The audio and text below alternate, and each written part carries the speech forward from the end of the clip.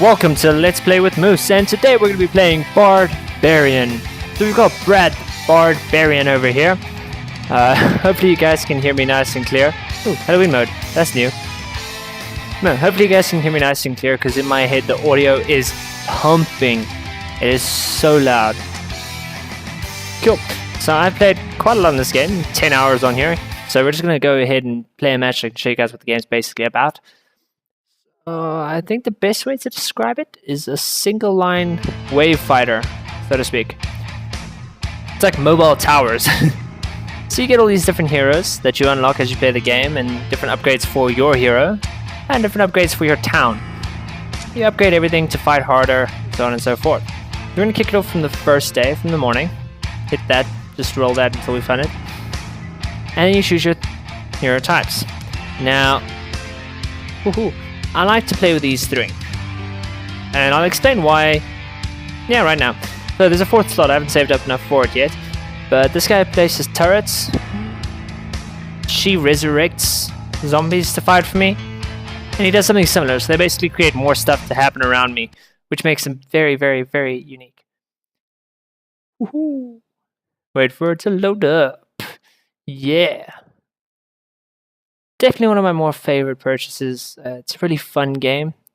Really kills the hours once you start playing it. And it's got a lot of replay value because you have to play a lot to unlock stuff. Cool. So I think it's Q. No, wait. Snap. I forgot the hotkeys. J. There we go. J, K, and L. Now, I don't know if you guys can see it clearly, but over here on the top is how much music notes I've saved up. So you save up music notes by just playing, and the longer you stand completely still, the more you idle. Here's my town drunk. He walks around puking, and slows enemies that walk through his puke.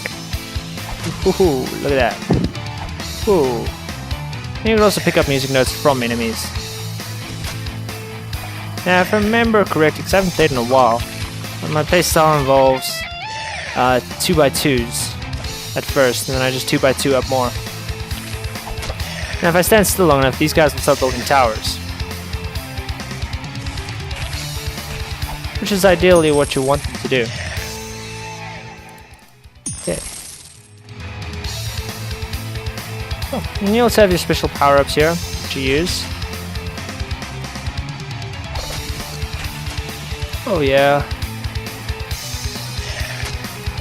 See, there's my little zombie walls. Oh, I remember now. The zombie walls, what they're good for is causing death and destruction.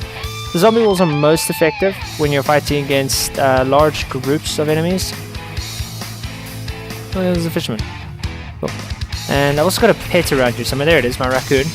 Raccoon collects all the golden items for me on my behalf.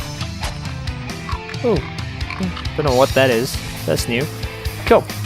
And die! Haha! Wave 3.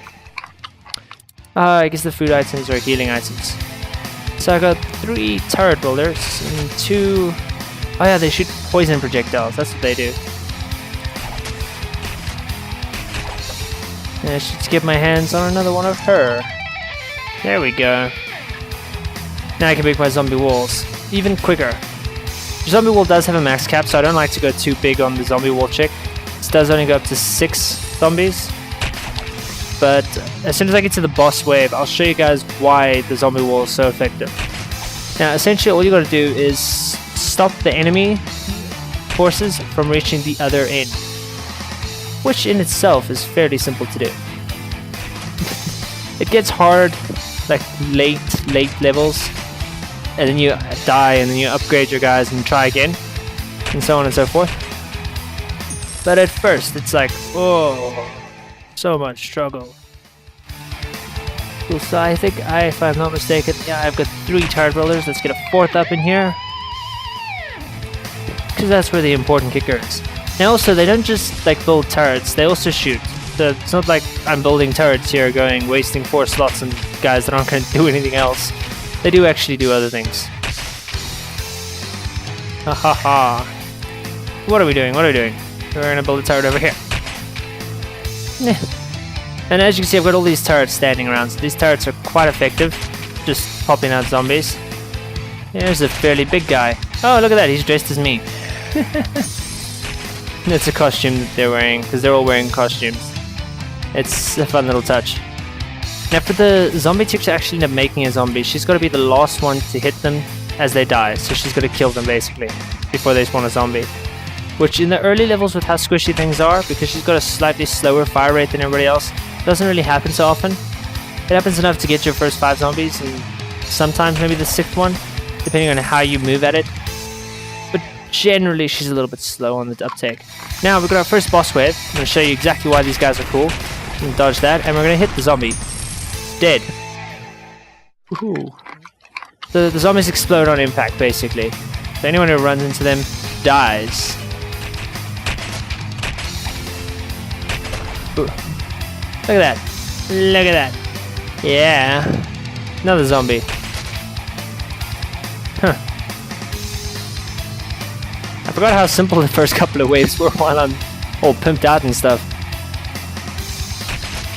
And just drop down. Turrets. Not gonna let that hit me. That projectile is so slow. I wonder, can we get more guys out here? Oh, look at that. Yeah.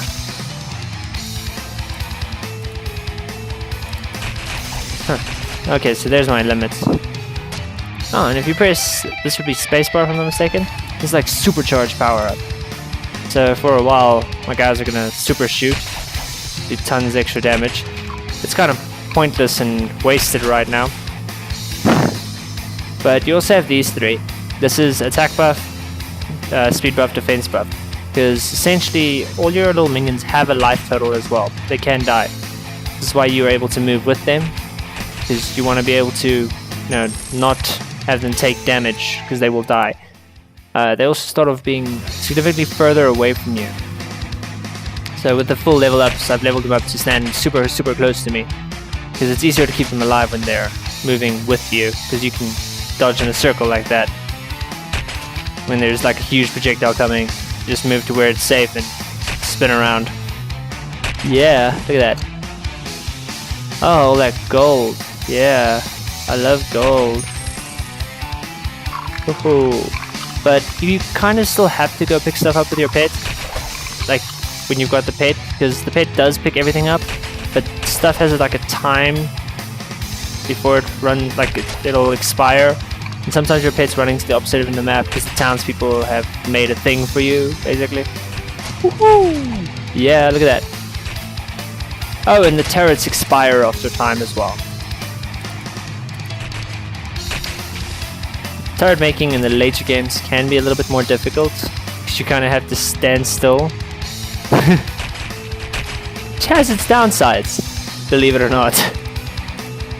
Cool, big guy. Dressed as me. Dead. I think for the most part we can pretty much just chill here and we'll be fine. Especially if we diversify the spread of our turrets a little bit. Oh, look at that guy. Tough break, dude. Tough break. Oh.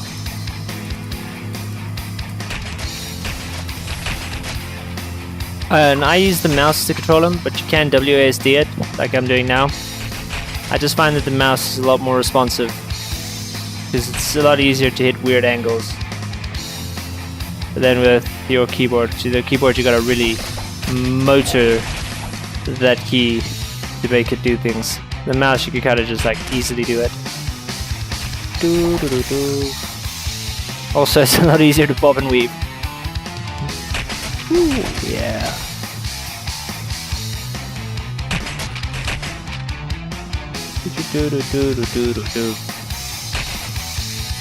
And I gotta give it to the game, dude. It has a really, really cool soundtrack. Like, you're like, yeah, I could rock to this.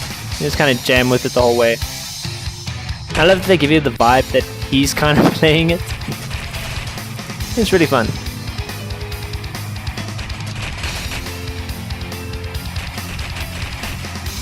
This is like the pinnacle of a tower defense game. Like, when you get to the point where you just kind of sit there and you watch the gameplay itself. Oh, look at that. it's just playing itself.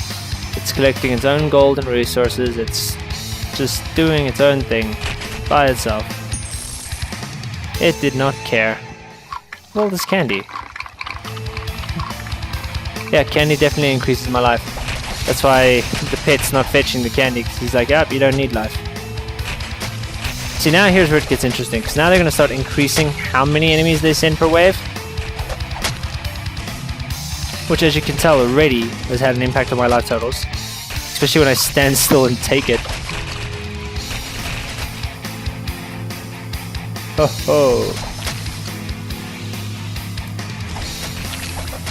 Yeah. Oh, there it is.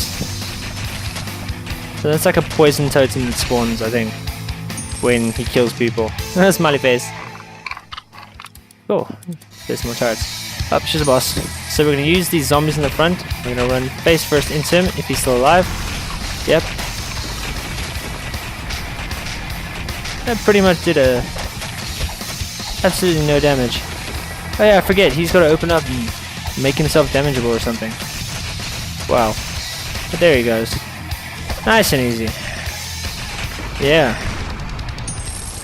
And guys, with that, killing yet another boss quickly for you guys, I'm going to call it a game. So, like, subscribe, do whatever it is you have to do. Cheers.